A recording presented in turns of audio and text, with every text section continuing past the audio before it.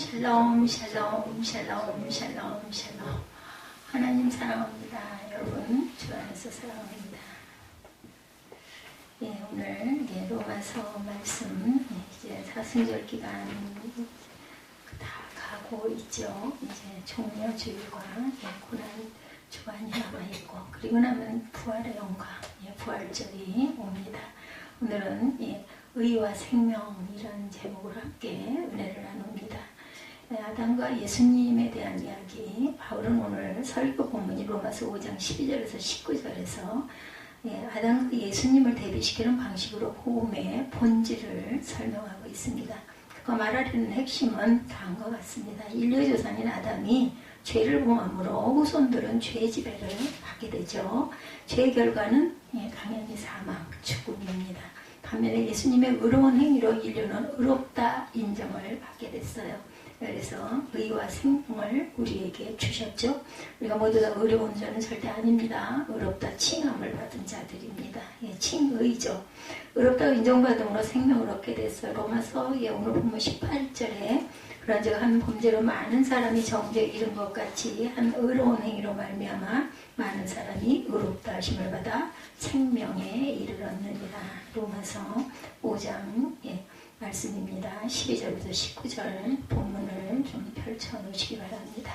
18절에 이렇게 말씀하고 이어지죠. 19절에 말씀합니다. 18절의 원죄가 19절에는 불순종으로, 18절의 의로운 행위가 19절에는 순종으로 이렇게 나타납니다. 19절 한 사람이 순종하지 아니함으로 많은 사람이 죄 있는 것 같이 한 사람이 순종하심으로 많은 사람이 의인이 되었느니라. 18절과 19절에 따르면 한 사람은 하나님에게 순종하지 않아서 죄를 범했고 다른 한 사람은 하나님에게 순종함으로 의롭다 인정함을 받았다. 물론 하나님이시죠. 예수 그리스도는. 그래서 이렇게 말씀합니다. 앞에 나온 사람은 아담이죠. 아담은 성경의 창조 이야기에 나온 첫 인간입니다. 모든 인류의 조상이 됐어요. 그는 하나님이 만든 에덴 동산에서 이브와 아주 아름답고 행복하게 살았죠. 하나님 그에게 선악을 알게 하는 나무의 열매는 먹지 말라. 먹으면 죽으리라 말씀하셨습니다. 죽는 것에 인간에게 자유의지를 여기서부터 허락을 하셨습니다. 딱 그렇게 해서 명령을 하셔서 꿈쩍마 이게 아니라 네가 선택하는데 이거 먹으면 죽어. 미리 답을 알려주신 거죠. 아담과 이브가 그 나무의 열매를 결국 따먹죠. 뱀의 힘에 넘어가서 창세기 3장에 나옵니다. 하나님의 말씀에 순종하지 않았어요. 결과적으로 바울은 아담의 불순종이 죄라고 봅니다. 이로 인해서 죽음의 운명을 피할 수가 없게 되었어요. 사실을 바울은 로마서 5장 12절에서 정확하게 짚습니다. 5장 12절을 다시 봅니다. 그러므로 한 사람으로 말미암아 죄가 세상에 들어오고 죄로 말미암아 사망이 들어왔나니 이와 같이 모든 사람이 죄를 지었으므로 사망이 모든 사람에게 이르렀느니라. 이렇게 말씀하고 있어요. 어떤 이들은 이런 이야기를 신화에 불과하다 이렇게 말하는 사람도 있습니다. 이야기 형식은 물론 신화적이지만 그 이야기의 메시지는 아주 실증적입니다. 이 이야기는 두 가지 질문이 따라다니죠. 하나는 인간은 왜 죽는가, 또 하나는 인간은 왜 악을 행하는가 였어요. 하라면 하라는 대로 그냥 하면 될 건데 우리 삶이 어떻습니까? 항상 선택의 기로에 있죠. 때로는 옳지 않는 게 더 온전할 것 같고 그렇게 해야 내게 유익이 있을 것 같고 그렇게 해야만 속이 시원할 것 같을 때가 많이 있습니다. 제가 요즘은 그런 갈등을 엄청 많이 느낍니다. 지금도 이렇게 우리는 헤매고 있어요. 양다리를 걸치고 이럴까 저럴까 휘청휘청하죠. 인류가 지구에서 사라지기 전까지는 아마도 없어지지 않을 것입니다. 현대 문명은 성경에 기록되던 시기의 문명에 비해서 비약적인 발전, 저는 한 20년 사이에 한 100년이 지나간 것 같은 많은 일들이 너무 빠르게 변하고 바뀌었다라고 생각이 듭니다. 제가 청년기라고 해야 되겠죠. 나이대로 봐서. 30대 초반, 중반, 그때 어떤 생각을 했냐면, 우리가 항상 삐삐 차고 다니고, 그리고 삐삐에 뭐가 오면은 막 전화박스 찾느라고 차를 타고 가다가도 막 그 공중전화를 찾았던 그런 시기가 제게 있었습니다. 그러면서 소원을 했던 게, 개인이 좀 이거 휴대폰, 지금 휴대폰인데 그때 휴대폰 생각을 개인 전화가 좀 있어서 내가 하나씩 갖고 있어서 그냥 딱 전화를 걸 수 있으면 얼마나 편리할까 이런 생각을 많이 했어요. 물론 뭐 무전기도 있고 나중에 이제 카폰이 나오죠. 자동차가 이렇게 무거운 무전기 같이 생긴 그런 걸 이제 매다는 그 시대가 있어요. 그 직전에 뭐 이미 나와 있는지는 모르지만 저는 어찌됐든 그런 생각을 했어요. 그랬는데 뭐 지금 뭐 어때요? 뭐 노트가 무슨 뭐 이제 뭐 새로 나올 기종은 뭐 S가 뭐 20, 21, 뭐 노트는 뭐 어떻고 뭐 접는법도 나오고 뭐 요즘에 한번 잠깐 제가 그 노트북 때문에 갔다가 사무회라고 갔죠. 혼자 가지 않고 좀 같이 보자 해갖고 가가지고 봤더니 휴대폰이 뭐 엄청 많고 엄청 두꺼운 폰도 있고 하더라고요. 아무리 봐도 난 내게 제일 좋다 예 그러고 이제 말아버렸는데 우리나라처럼 이런 생활용품이 이렇게 멋지고 이렇게 아름답고 이렇게 좋은 게 많은 나라가 없다고 하더라고요. 그럴 정도로 굉장한 발전을 했습니다. 예, 그럼으로 인하여 나라가 경제가 성장이 되기도 했죠. 정말 시대가 어쩜 그렇게 빨리빨리 흘러가는지 예, 제가 처음으로 신기하게 생각했던 게 오븐이에요. 그래서 오븐을 샀는데 오븐을 점령을 하지 못했어요. 제가 기계치가 돼가지고 뭔가를 새 걸 사면 좋다고 그래서 사놓고는 그걸 얼른 막 작동을 시키거나 사용하거나를 잘 못해요. 지금도 마찬가지요. 그게 뭐 두려워서 못하는 게 아니라 처음에는 너무 좋아서 너무 귀해서 그걸 못 쓰고 뭐 코드를 꽂고 막 뭘 막 집어넣어갖고 막 좀 해보고 이걸 저는 잘 못합니다. 결국 그 오븐 써보지도 못하고 예, 폐기가 돼버리고 지금은 뭐 에어프라이어 뭐 저거 있어가지고 뭐 오븐이 별로 필요가 없을 만큼 간단하니까 쓸 수가 있고 아들이 자라가지고 적극적으로 참여를 함으로 인해서 예, 그런 부분을 이제 좀 아끼는 게 제가 좀 적어졌는데 어쩔 수가 없어요. 예, 지금도 뭐 조금 고운 걸 보면 옷도 사놓고도 샀으면 열심히 입어야 옷이잖아요. 근데 놓고 보는 게 저는 좋아가지고 나도 그게 있지 이게 좋습니다. 예, 이런 시대에 저는 살고 있으면서도 세상이 얼마나 빠르게 흘러갔는지 참 눈 깜빡할 사이인 것 같은데 한 20년이 긴 세월이죠. 그렇지만 나이가 먹으면 정비례해요. 예, 시간이 가는 거하고 나이가 어렸을 때 시간이 가는 거. 어려서는 빨리 조금 나이가 고등학생이 됐으면 좋겠고 대학생이 됐으면 좋겠고 내가 굽이는 구두를 좀 신고 싶고 좀 나이가 좀 이렇게 노숙하게 보이는 그런 처녀가 됐으면 좋겠고 막 이랬는데 어느 사이 좀 깜짝할 사이에 세월이 가가지고 내 나이가 몇이에요? 그 생각을 막 너무 싫어. 근데 뭐 보니까 한 10년 전 드라마를 보니까 거기에 나오는 조연급 탤런트들이죠. 본인들의 나이를 얘기를 하는 소리를 들으면서 제가 깜짝 놀랐어요. 아니 그 시대에도 그랬는지 2014년 이럴 때 12년 이럴 때인데 저는 나이가요 76세입니다. 78세입니다. 뭐 두 분이 얘기를 하시면서 누가 형이고 누가 아우냐 이런 얘기를 하면서 그분을 이렇게 바라보면서 어머 저 시대에도 나이가 76세도 저렇게 젊었나? 물론 이제 탤런트니까 예쁘기는 하지만 뭐 그러면 뭐 지금 이 시대에 이 나이는 뭐 아무것도 아니네. 그러면 벌써부터 그때부터도 80이 넘어서도 정정하게 살아서 잘 활동한다는 이야기가 나와 있더라고요. 저는 요즘에 현대 드라마는 별로 이게 공감도 안 되고 뭐가 느껴지는 것도 별로 없고 그래서 보통 2012년, 뭐 14년, 뭐 이런 것들 보면 조금 좀 괜찮아서 들여다보다 보면은 이게 몇 년도에 만들어졌나 이제 저를 보거든요. 보니까는 그렇게 지금으로부터 10년 전인데도 그때도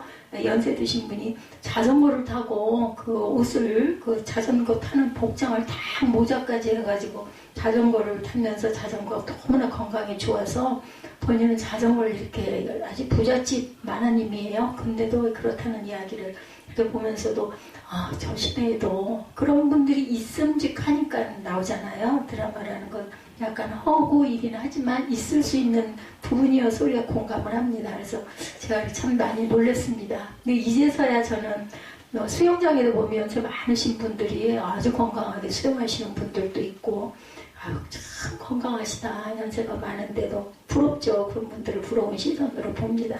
물론 뭐 저는 뭐 끈질기게 할 수영을 그냥 매일매일 갈등을 하면서 열심히 가서 하긴 합니다.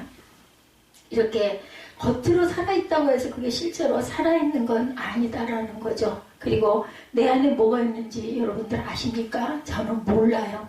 예, 뭐가 자라고 있는지도 몰라요. 아직도 검사를 하러 가야 될 걸 못 가고 6월 10일 날 오라고 그래가지고 가게 되면 가고 말면 말지. 이제는 이제 그 마음인 거죠. 뭐 발병이 돼서도 어쩔 수가 없고 지금도 저는 여성 호르몬을 먹고 있습니다. 병원에서 먹는 게 저한테는 오히려 플러스다라고 얘기를 하셔서 심장에도 그렇고 자궁에도 그렇고 네, 낫다고 그러셔서 그냥 그 말을 굳건하게 믿고 먹고 가고 병원에서 몇 달, 한 2달 정도 약을 안 먹다가 그냥 다시 먹고 있어요. 꾸준하게.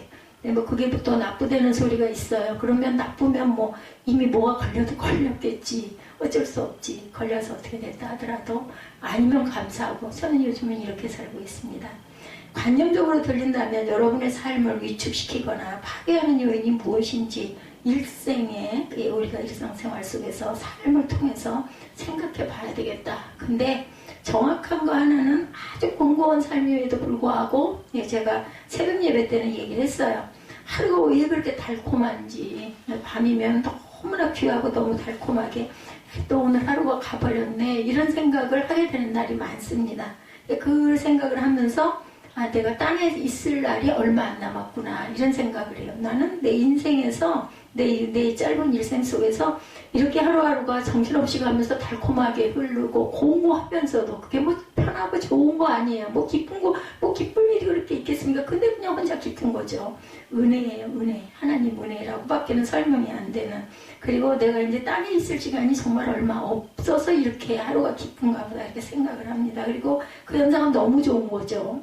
뭐 치매보험이니 간병인보험이니 있는데 뭐 그것도 못 들겠어요.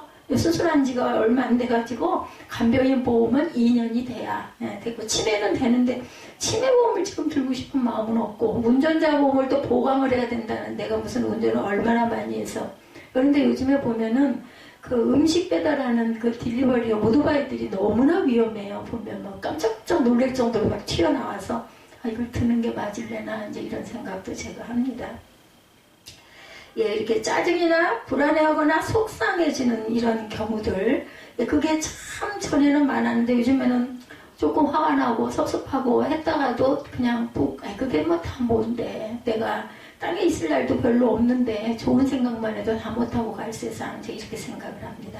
각각의 상황이 다 다르게 일반화할 수 없으나 대개는 내가 인정받지 못한다는 느낌 이게 들 때 그리고 누군가가 나를 인정해준다라는 그런 마음이 들 때 아주 삶의 의욕이 더 크게 일어나고 그리고 어깨가 좀 이렇게 쫙 펴지는 존재의 그 가치라고 해야 될까요? 내가 아직 살아서 할 수 있는 일이 좀 있구나 이런 생각을 할 때 제가 생명이 막 소생하는 것 같은 그런 느낌. 여러분들 주변에 계신 분들을 자녀도 마찬가지고 뭐 부부끼리 배우자에게도 마찬가지고 아니면 이웃에게도 마찬가지고 학교를 다니시는 분들은 학우에게도 마찬가지고 되도록이면 많은 칭찬을 해주시기 바랍니다. 그 사람을 칭찬을 해줄 때 그 사람이 영이 막 살아서 춤을 춥니다. 물론 칭찬할 거리가 아닌 걸 억지로 거짓말로 하면 안 되지만 누구에게나 칭찬할 건 있어요. 찾아보면. 그러니까 그게 또 그 사람을 사랑하는, 영혼을 사랑하는 방법이기도 합니다. 자녀에게도 될 수 있으면 잘하는 걸 막 북돋아서 주시기 바래요. 몽골의 유목민들이나 시베리아 주민들처럼 전체적으로 가난한 사회에서는 가난이 불행의 원인이 되기도 합니다. 우리나라는 꼭 그렇지는 않은 것 같아요. 빈부의 격차가 많지만 요즘에는 우리 이웃을 보면 물론 그런 분도 있기는 할 거예요. 그죠? 저 어디 한골이나 이런데 요즘엔 그 시골에 사시는 분이 더 부유하다는 이야기를 들었지만 가난하다고 해가지고 불행하지는 않는 우리나라인 것 같아요. 가난하면 가난한 대로 조금 있으면 있는 대로 또 뭐 많이 있으면 많이 있는 대로 비교할 필요도 없고 바라볼 필요도 없고 있는 것 안에서 자족하면서 서로 칭찬하면서 살아가는 그런 삶이 우리 마음 안에 천국을 형성해 준다. 저는 그렇게 생각을 합니다. 아담의 불순종이 죄로 인해서 인간이 죽음에 이르게 되었다는 바울의 주장은 인간 실존에 대한 정확한 진단이라고 저도 생각합니다. 예수님과 의에 대해서 봅니다. 아까 아담과 예수님에 대해서 비교했어요. 이번엔 예수님과 의. 바울이 말하는 또 다른 한 사람은 예수님이죠. 아담을 통해서 죄와 죽음이 인류의 운명에 들어왔지만 예수님을 통해서 의와 생명이 인류의 운명을 결정하게 돼서 믿기만 하면 그죠? 영생을 주시리라고 말씀을 하셨어요. 열심히 믿고 열심히 행하고 가야 하겠죠. 우리의 남은 세월 동안 얼마가 될지 아무도 몰라요. 각자는. 아담은 불순종의 대표자이고 예수님은 순종의 대표자이십니다. 아담으로 인해서 인류는 죽지 않을 수 없었지만 예수님으로 인해서 우리는 새 생명을 얻게 됐어요. 그게 바로 부활의 영광. 저는 언젠가부터 예수님이 태어나신 크리스마스 12월 25일 성탄절, 이거보다 뭐 둘 중에 하나, 뭐 어떤 게 넌 더 귀하니? 라고 누군가가 묻는다. 저는 부활절이 더 귀하다 이렇게 생각을 합니다.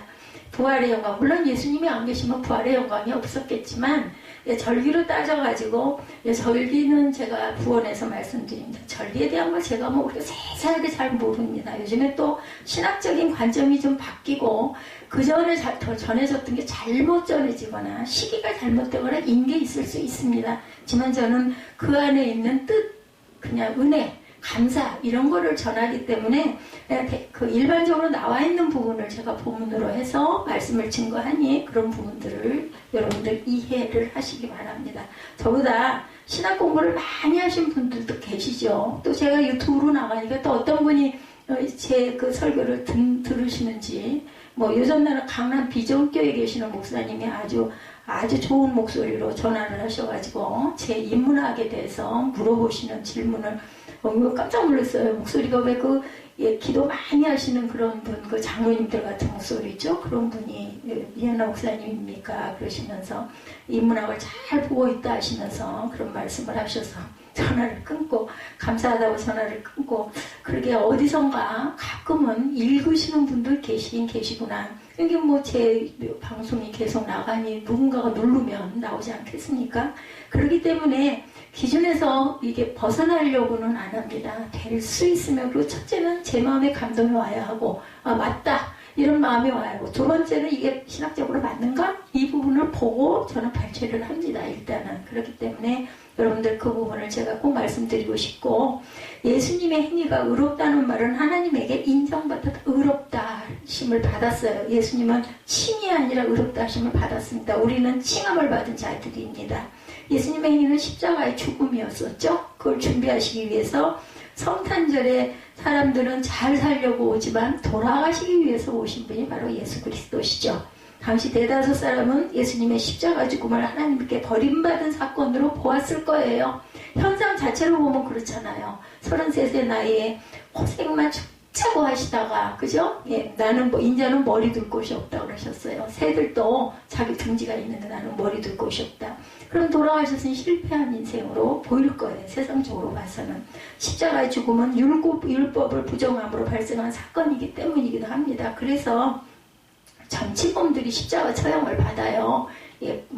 폭도들이나 정치적으로 반란을 일으킨 자들이나 원래 로마에서는 십자가형이 아주 최악의 범죄자에게 주는 형틀이었는데 신성모독죄다 해가지고 예수님을 십자가에 매달았죠.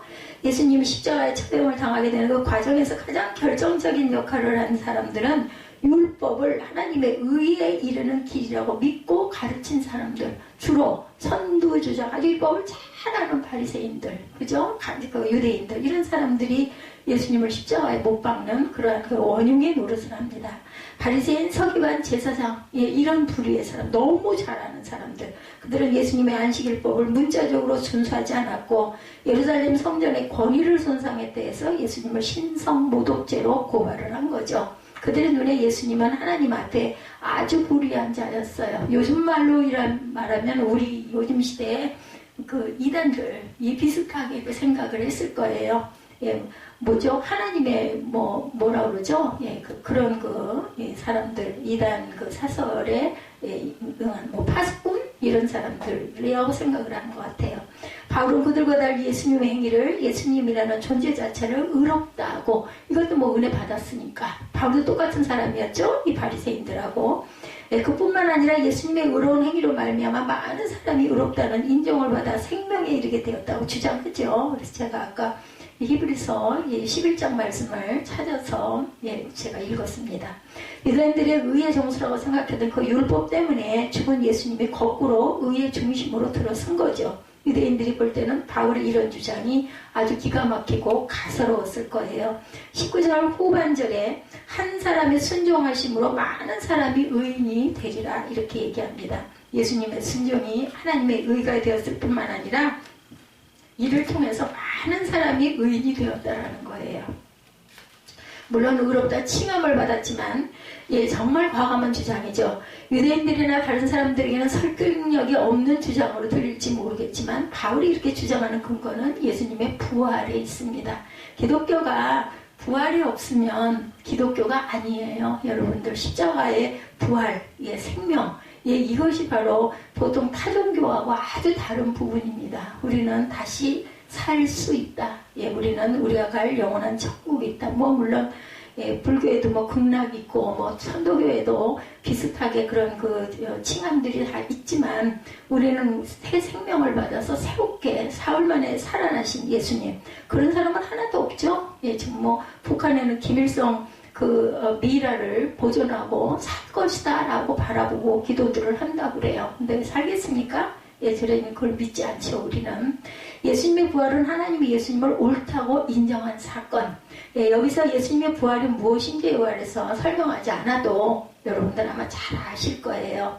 어떻게 보면 설교자에게 한계이고 딜레마일 수도 있는데 저는 그렇게 생각 안 합니다. 저는 부활의 생명을 믿습니다. 그리고 제가 이렇게 불안하지 않고 하루하루가 기쁜 것도 내가 갈 곳이 있다. 이 부분 때문에 하나님의 집이 있다라는 것을 바라보기 때문에 기쁘지. 만약에 그렇지 않고 나는 죽으면 이제 끝이야 한다면 나이가 드신 분들은 하루하루 1년 1년 사는 게 아마 두려움일 것 같아요. 그래서 연세가 드시면 가끔가다 제가 차를 운전하고 갈 때 극동방송을 이제 거의 항상 듣다 보면 거기 그런 프로그램이 있어요. 보석을 찾자 이런 프로그램이 있어가지고 무교 종교가 없는 사람들을 아주 우리는 환영합니다 이렇게 하면서 그런 분들을 무조건 문자를 보내시면 선물을 푸짐하게 드리겠다고 막 이러면은 저는 30년 동안 방학 아니면 50년 무교 이런 분들이 전화 연결을 하더라고요. 이제 그분들에게 여러 가지 선물을 줘요. 그리고 결국은 예수 믿겠습니다라는 고백을 받아내고 또 가끔은 목사님이 함께 참여를 하셔서 이제 예수 영접 기도를 시키고 그렇게 해서 아주 축복을 하는 그런 프로그램이 있어요. 그래서 부활의 생명이 우리에게는 있다. 연세가 드신 어떤 분은 나이가 드니까 이제는 좀 뭔가 종교를 하나 가져봐야 되겠다는 생각을 했다. 남자분들도 이런 고백들을 하시는 그런 분들을 보면서 우리의 생명 안에 있는 그런 소망들이 다 같구나. 돌아갈 것이 있기를 바라는 두려움 이런 것들이 믿지 않고 60년을 산 분도 이제는 생각을 하시는구나 이런 마음이 들더라고요. 바울의 이런 진술과 주장에는 부활신앙이 깔려있기에 부활을 충분히 이해할 필요가 있지만 오늘 부활 자체에 관한 것이 아니죠. 오늘은 예수님의 부활은 십자가에 처형당해 죽은 무덤에 장사되었던 예수님을 제자들이 살아있는 자로 경험한 사건, 이 사건이 일어난 거죠. 예수님을 통해서 제자들이 하나님의 궁극적인 생명을 경험합니다. 그 생명 경험이 바로 의롭다 하심을 얻은 일.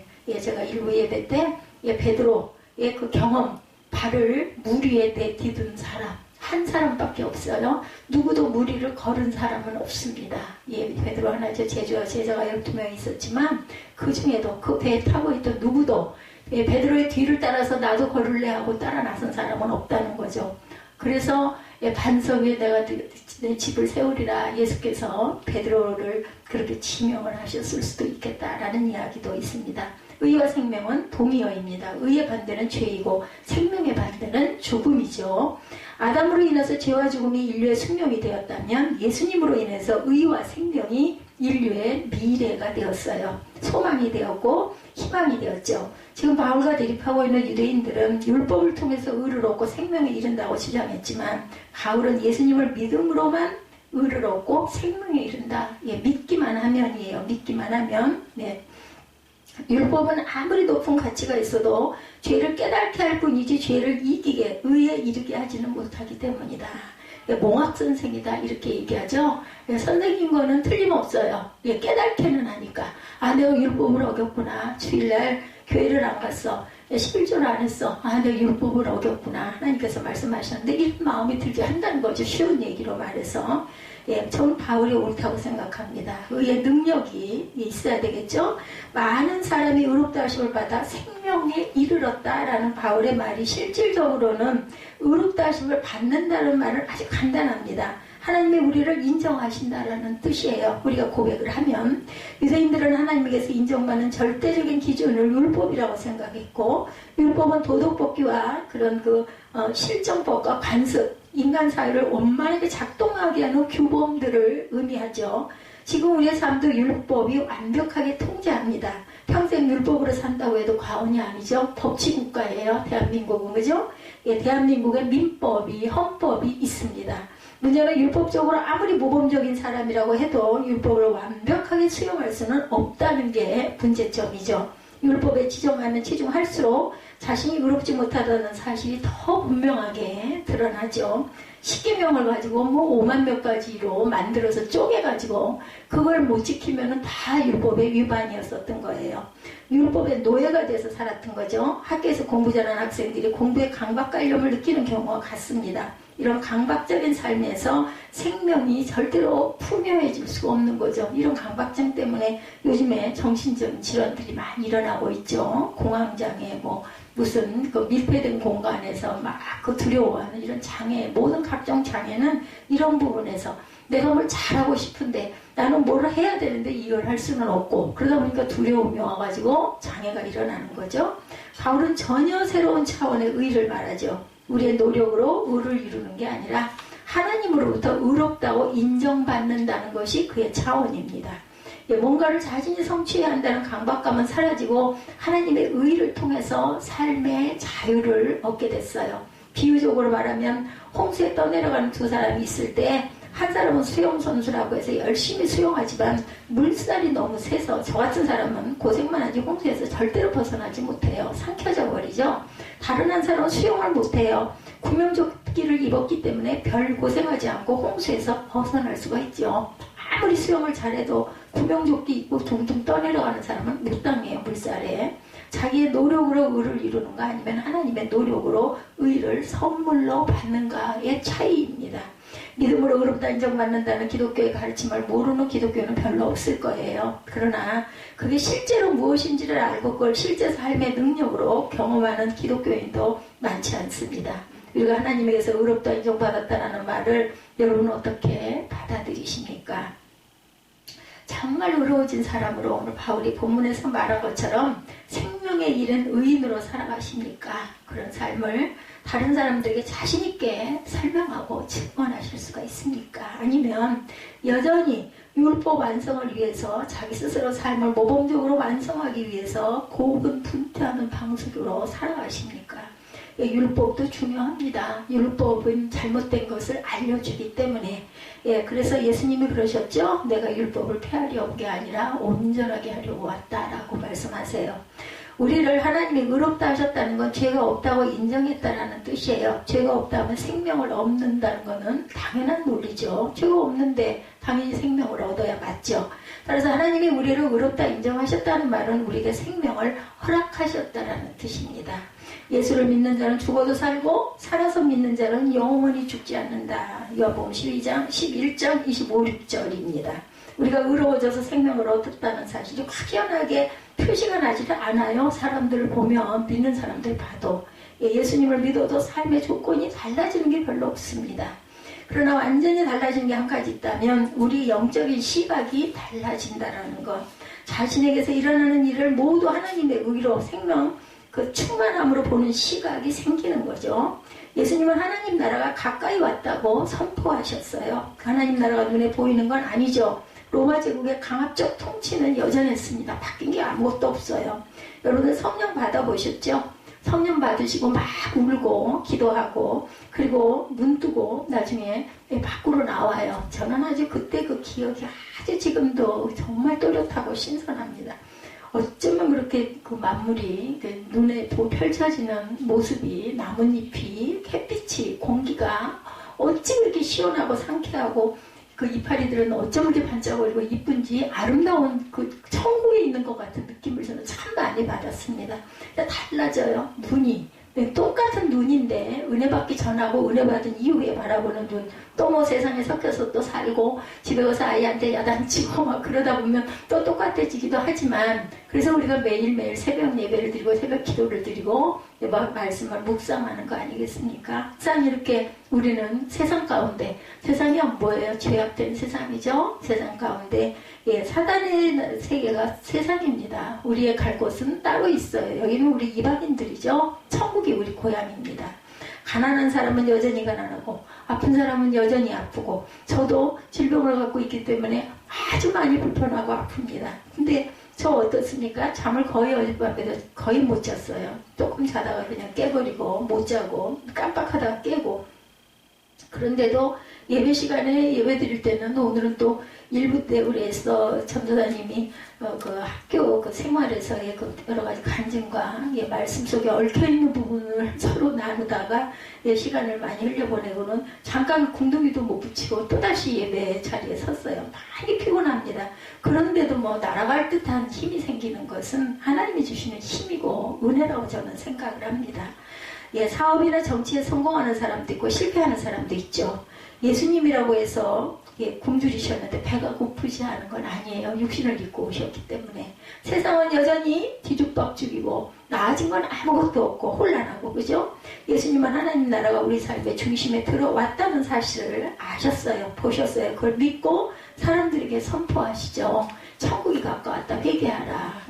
사도 요한과 똑같이 그렇게 선포를 하죠. 그래서 그는 무엇을 먹을까 마실까 입을까 염려하지 말고 하나님 나라와 의를 구하라고 외쳐요. 외치는 소리가 광야에 있다라고 얘기하죠. 하나님이 우리를 의롭다고 인정하셨다는 사실은 우리의 삶이, 우리 자신이 하나님의 인정을 받을 정도로 귀하고 아름답다라는 뜻입니다. 그걸 느끼면서 사는 사람이 있고 전혀 느끼지 못하는 사람. 저는 이제 느껴요. 이제 정말 늦게 완전히 지각을 해서 꽁무니에 매달려가지고 너무나 귀하고 너무나 기쁘고 감사하다는 생각을 제가 한 30, 40대 했더라면 얼마나 좋았을까, 얼마나 인생이 바뀌었을까. 근데 아마 하나님은 알고 계셨을 거예요. 제가 이때쯤이나 이렇게 생겨가지고 어떻게 할 수도 없을 이때쯤이나 니는 은혜를 받아가지고 너무나 아름다운 세상을 기뻐하지 않겠느냐 아마 생각하셨을 겁니다. 1953년에서 1961년에 유엔 2대 사무총장을 역임한 스웨덴 사람 다그 함마르셀드가 이런 말을 했다고 합니다. 지난날 있었던 일에 대해서 모두 땡큐, 앞으로 있게 될 일들에게는 모두 예스. 이분 두 분에 받은 것 같네요. 우리를 위로하는 참된 인식이란 우리가 현재를 충만하게 살아갈 때 지금 여기에서 죽음만이 아니라 하나님의 영원 역시 특정한 방식으로 우리와 함께 한다라는 통찰이다. 이분이 쓰신 글에 98쪽에 나온 그러한 그 내용입니다. 제가 말씀을 드린 게 아니고, 아니면 어디 설교문에서 발췌한 게 아니고, 이분 함마르셀드라는 분 1905년에서 61년까지 계셨던 분이에요. 유엔 2대 사무총장 하신 그분이 우리를 위로하는 참된 인식이란 우리가 현재를 충만하게 살아갈 때 이미 지금 여기에서 죽음만이 아니라 하나님의 영원 역시 특정한 방식으로 우리와 함께하는 통찰이다. 그래서 우리가 천국을 경험하는 게 꼭 천국에 가서 경험하는 게 아니죠. 우리 삶 속에서 천국을 은혜를 받으면 경험하게 됩니다. 물론 그 사이사이로 사단이 또 막 침투해 들어오기는 하지만 영원한 나라에 가면 그건 없겠죠. 근데 땅에서 우리가 충만을 느낄 때 하나님의 나라가 나에게 임하기도 한다라는 거. 지금 여러분은 의와 생명이 충만한 느낌으로 오늘을, 지금을 살고 계십니까? 아멘. 아직 거기 이르지 못하셨습니까? 사모하시기 바랍니다. 주십니다. 사모하시면. 그 다음에 현재 있는 그대로의 우리를 하나님의 의롭게 여기신다는 사실에 건성이 아니라 실제로 진지하게 눈을 돌리고 집중하셔야 합니다. 가장 중요한 부분이잖아요. 누구나 다 평강하기를 원하시잖아요. 뭐 꼭 잘 살아서 돈 돈이 뭐 10억, 20억, 50억 이만큼 이상 있는 사람만 이걸 경험할 수 있다. 세상에는 그럴 수 있는 게 있잖아요. 뭐 예를 들어 우주를 갈 수 있다든가 뭐 특정한 뭐 전세기를 내세면 내가 세계 일주를 할 수 있는 건 돈이 어느 정도 있어야 되지만 이 부분은요 우리가 사모하기만 하면 하나님의 은혜를 사모하기만 하면 누구에게나 주셔요. 그렇기 때문에 사모하시기 바랍니다. 제가 일부 예배 때 성령에 의지해라. 네, 한시도 깨어있지 못하느냐 그 얘기 때문에 얘기를 하다 시간이 길어졌는데 깨어있다라는 것이 학생들이 여러 가지로 의견으로 얘기를 하더라는 거죠. 기도라고 얘기를 하기도 하고 물론 기도이기도 하죠. 근데 꼭 기도만이 깨어있는 건 아닙니다. 말씀이 귀에 들어오는 거 깨어있는 겁니다. 예배 시간에 앉아있는데 무슨 얘기를 했는지 아무 생각도 안 나. 뭐 이게 1년을 와도 10년을 와도 그냥 가야 되니까 왔다가 앉았다가 언제 끝나나 빨리 안 끝나나 아니 뭐 머릿속으로 딴 생각하다 가면은 깨어있는 게 아니에요. 눈 깨어있지만 깨어있는 게 아닙니다. 주님의 음성이 성경을 한 줄 읽었을 때 그 말씀이 막 나에게 꽂히고 나에게 기쁨이 되고 감사가 되고 은혜가 되고 막 힘이 되고 아무것도 변한 건 없는데 막 힘이 솟고 용기가 솟고 소망이 막 솟아나는 거 이거는 주님이 나와 함께 하시는 거거든요.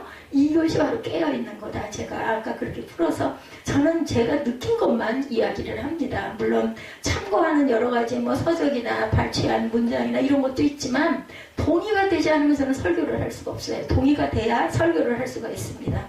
우리의 고유한 인격은 하나님 보시기에 아주 훌륭했어요. 자기의 잘못이나 약점을 합리화하라는 게 아니라 고칠 건 고쳐야겠죠. 어떻게 사람이 인간은 완벽할 수가 없어요. 아까도 말씀드렸지만 장점도 있고 단점도 있는데 사람의 특성에 따라서 자꾸 단점을 꼬집는 사람 단점을 가르쳐 주는 건 필요합니다. 근데 장점을 이렇게 돋궈주면서 근데 요건 조금 좀 이러면 그 사람이 얼른 받아들여요. 근데 장점은 지켜놓고 너는 이래서 안 돼 자녀에게도 만약에 그렇게 하면은 요즘 자녀는 특히 듣지도 않지만 관계만 점점 나빠지고 엄마하고 눈도 안 마주치려고 해요. 근데 다독거리고 뭐 좋아하는 걸 자꾸 주고 이러면 애가 와서 아직은 생활력이 없으니까 살랑살랑 할 수밖에 없죠. 저는 없어서 돈은 많이 못 줘요. 근데 사회라 뭐 먹고 싶은 거 없니? 이렇게 물어보죠. 그것도 귀찮아 하면 먼저 근데 거기서 딱 그냥 스톱이에요. 제가 어제도 분명히 한 일주일 동안 아무것도 뭐 이렇게 뭘 먹고 싶은 거를 군것질이나 이런 거를 또 말일이라 월초니까 용돈도 없을 거고 뭘 준 게 없어서 한 일주일쯤 됐네 싶어가지고 섬에라 뭐 먹고 싶은 거 있으면 들어올 때 3시 이후에 끝나니까 전화를 해 이렇게 해서 자고 있으니까 그렇게 하고 나갔는데 뭐 카톡에 답도 없더라고요. 그러더니 나중에 나 이거 끝나서 이제 가는데 너 어떻게 할 거니? 그러고 했더니 먹고 싶기는 피자가 먹고 싶다. 이제 이렇게 와서 나는 그냥 그러지 말고 우리 햄버거나 몇 개 사서 그렇게 먹였더니 자기는 피자면 더 좋겠다. 그래 그러면 내가 햄버거를 사갖고 갈 테니 나와서 네가 차 끌고 가서 피자를 사갖고 오든지. 그랬더니 그냥 안 가도 괜찮고 그래 그럼 그래라. 끝이죠. 먹고 싶은 피자는 그 정도의 그 노력이 없이는 못 먹는 거예요. 결국은 안 먹었어요. 안 먹고는 저녁에 햄버거 하나 먹더니 밤중에 뭘 주적주적해서 뭐하니 그랬더니 컵라면 먹으려고 그런다고. 햄버거 하나 먹고는 안 되죠. 하루 종일 먹은 게 없는데 늦게 일어났고. 이렇게 우리가 고칠 건 고쳐야 되고 제가 그 얘기하다 이 말씀을 아이 얘기를 했는데 현재 그대로의 인생에 하나님의 의가 하나님의 생명이 공기와 태양빛처럼 가득하죠. 우리가 그걸 놓칠 뿐이라는 거. 그거 귀하고 아름답게 보인 걸 20대에는 30대에는 그냥 정신없이 사느라고 아니면 친구가 좋아서 아니면 공부가 좋아서 그죠? 아니면 뭐 사귀는 뭐 남자친구 여자친구가 좋아서 그냥 당연히 있는 거니까 우리 모든 사람에게 다 주신 하나님이 주시는 그런 그 축복이기 때문에 그냥 아무 생각 세상이니까 그렇지 당연히. 그런데 이제 은혜를 받고 나면 막 그게 너무너무 귀하게 느껴지는 거죠. 현재 그대로의 인생에 하나님의 의가 하나님의 생명이 공기와 태양빛처럼 가득한데 우리가 놓쳤다. 요즘 코로나19 변이로 인해서 날 안팎이 소란스럽고 너무나 많은 그 사망자들이 발생한다고 그래요. 그런데 또 한편에서는 이제는 그냥 보통이다. 보통 사람들의 의견은 귓결로 저는 대화를 하진 않지만 들어보면은 그래요. 코로나를 한 번씩 안 걸린 사람이 이제는 없어. 코로나 안 걸리는 게 이상해. 이런 얘기들을 할 정도로 그냥 누구 말 맞다는 게 말이 중요한 것 같아요. 한동안 여러분들 위드 코로나 이 소리 단어 많이 들어보셨죠? 지금이 위드 코로나인 것 같아요. 그냥 함께 가는 거야. 뭐 지독한 감기 정도. 근데 사람에 따라서는 죽기도 하나 봐요. 그러니까 사망자가 이렇게 뭐 몇만 명이다. 우리 쪽 김포 이쪽 얘기겠죠? 이게 몇만 명이라고 맨날 휴대폰으로 뜨니까 보면. 근데 죽었다는 사람은 별로 없고 주변 사람들 얘기 들어보면 아 그분은 코로나 걸려가지고 못 나오고 집에 계셔. 뭐 이렇게 얘기를 해. 재미없네. 누가 없어서. 그러니까 그냥 아무것도 아니야. 그냥 걸렸다가 또 1, 2주일이면 또 일어나고 그리고 또 일상생활하고 이게 문제인 거죠. 우리가 힘을 합해서 어려움을 극복해야겠죠. 예, 제때 중국에서는 입국제를 막지 못했느냐고 정부를 비난하는 그 언론들도 많았어요. 뭐 우한에서 사람이 먹으면 안 되는 걸 뭘 먹었다면서요? 그래가지고 그게 예, 전염이 돼가지고 이렇게 퍼졌다라는 이야기를 제가 읽은 기억이 있습니다. 정당한 비판이나 문제 제기도 있지만 비난을 위한 비난도 적지 않다라는 것 우리가 잘 가려야 됩니다. 뉴스를 너무 모르면 안 되겠지만 너무 뉴스에 민감해도 잘못하다가는 그냥 거기에 노예가 되면은 생활이 평탄하지가 못합니다. 그렇기 때문에 그 기본적인 그 덩어리는 좀 알고 우리가 마음으로 기도도 하고 옆에 우리 가족에게 또 주변 친지에게 권면도 하고 해야 되겠지만 너무나 많이 파고 들어와서 알아서 불안해서 어떻게 살아. 그래가지고는 우리가 할 수 있는 게 없는데 한계가 있는데 그죠? 우리 할 수 있는 것만 열심히 하면 되죠. 또 주변 사람들에게 열심히 물으면 예, 전하기는 해야 합니다. 정당한 비판이나 문제 제기도 있지만 비난을 위한 비난도 적지 않다는 것. 분명한 사실은 이런 어려운 상황에도 하나님의 의는 여전히 빛난다라는 거예요. 하나님은 변함이 없으세요. 20년 전이나 30년 전이나 한 4, 50년 전이나 저는 5살 때부터 교회를 다닌 사람이에요. 뭐 아무것도 모르고 또 중간에는 그냥 왔다 갔다 네, 뭐 어디 있는 교회 그래도 주일에는 그냥 들어앉아 있지는 못했습니다. 꼭 어디 저기 어느 교회든 동네에 있는 교회 맨 끝에 말미에라도 걸터 앉았다가 살짝 나오고 그랬던 그 방황의 시기도 반드시 있었지만 안 갈 수는 없더라고요. 이렇게 다녔어요. 근데 지금같이 이렇게 막 느껴졌더라면 세상이 아름답고 하루가 너무나 달게 느껴졌더랬으면 제가 좀 더 잘 바르게 열심히 하나님 보시고 온전하게 하나님이 예뻐하시기에 살지 않았을까. 필요한 사람들에게 마스크와 선물을 전달하는 사람들도 요즘에 있다고 합니다. 아니면 서로 따뜻한 말을 나누는 사람들, 예, 방역과 치료에 매진하는 의료진들도. 제가 그런 얘기를 했습니다. 아유, 대한민국에 태어나서 그나마 얼마나 감사한지. 이 코로나가 이때는 있는데, 예, 이 땅에 우리가 이 남한에 여기에 살게 된 게 내가 선택한 거는 물론 나이가 들어서는 이제 이사를 가고 하면서 있겠지만 이 남한에 내가 이 시대에 이렇게 태어나서 만약에 여기가 아닌 어디 저 중국이나 그죠? 예, 다른 나라에 태어났더라면 예, 정말 가진 것도 없이 조금만 뭐가 걸렸다 하면 돌아가게 생긴 그러한 우리나라 의료시설이 그렇게 잘 돼 있다면서요? 예, 그랬더니 맞다고 그런 얘기를 들었어요. 우리가 알지 못하는 곳에서 빛을 내는 사람들이 이렇게 있다라는 거 제가 이렇게 여러분에게 설교할 수 있고 여러분이 직장에 나갈 수 있고 생활하고 편하게 살 수 있는 것은 누군가가 그 많은 땅과 수고를 하고 있다는 걸 우리가 생각하고 그분들을 위해서 기도해 줘야 됩니다. 근본적으로 여전히 봄이 오고 있고 새들이 날아다녀요. 이제 어느덧 4월입니다. 코로나19만이 아니라 우리 삶에는 어둠처럼 보이는 영역들이 너무나 많습니다. 코로나19가 종식이 된다 해서 끝도 아닙니다. 또 뭔가가 올 수도 있죠. 범죄자들과 알코올 중독자들과 노숙자들도 그대로 있습니다. 더 많아졌을 수도 있죠. 조금 다른 차원에서 큰 수술을 받고 요양 중인 사람들. 예, 제가 누가 6개월 후에 이렇게 서가지고 여러분들하고 이렇게 설교를 하고 그래도 일상을 그전이나 별로 변함이 없이 요즘은 그래도 그때 수술 전보다 좀 더 씩씩해지지 않았어요. 아픈 건 여전히 아파도 그래도 반드시 뭐 정확하게 예쁘게 반듯하지는 않은지는 모르겠지만 서서 다닐 수 있는 거. 그전에는 누군가가 나를 보는 게 그렇게 너무너무나 그게 막 마음이 아팠어요. 왜냐면 아직은 젊어 보이는 사람 나이나 들어서 시들었으면은 뭐 꼬부랑 할머니 꼬부랑 깽깽이죠 당연히. 근데 그렇지는 않은 사람 요즘은 나이가 70, 80이 돼도 반듯하신 분들 많거든요. 근데 이게 안 펴지니까 그게 그랬는데 지금은 그래도 뭐 신용이라도 반드시 속은 어떻게 됐든 말았든 가끔가다 안에서 진짜 그래요. 여러분 느꼈어요. 우두둑 소리 나요. 뭔가 이렇게 균열이 있게 이렇게 해놨던 게 이렇게 꽉 막혔더니 이렇게 풀어지는 것 같은 느낌. 그래서 심장이 박동기 차신 분이 안에서 막 소리가 난다라는 걸 제가 글을 읽으면서 무서워서 어떻게 살까, 펌프질하는 소리가 막 난대. 이게 움직이는 소리가 제가 여기서 그런 소리가 납니다.